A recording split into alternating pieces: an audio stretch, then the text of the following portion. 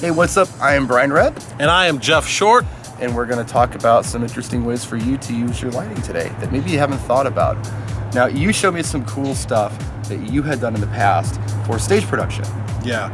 You know, it's all about the interesting conversation we were having about thinking out of the box for DJs and for entertainers of any kind, really. Right. My theatrical background has allowed me to sort of use my DJ gear and lighting in sort of unique ways, you know, in terms of creating set, using simple things like, par can units and moving head fixtures and trussing scrim units that can move around the stage and things like that. You showed me something that was kind of cool on your computer. We'll show it on the screen here. Silhouettes you were creating with trussing and just like a white scrim.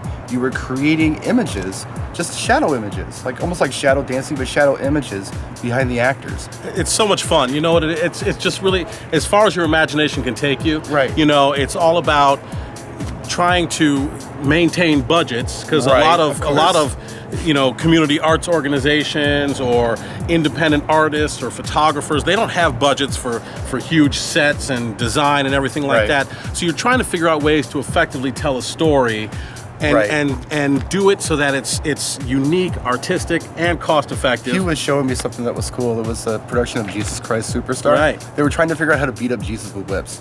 How do you do that? How do you do that without beating the actor? So he was doing it with like shadow dancers behind this scrimmed screen with a backlight.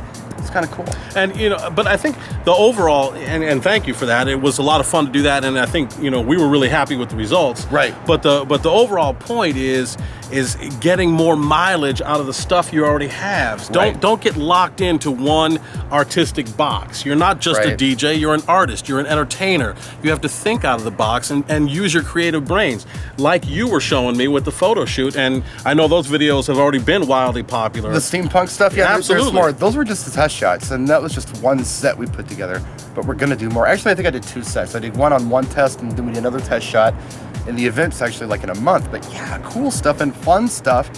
And actually, the photo thing is interesting in another way. I'm able to network with photographers in Chicago.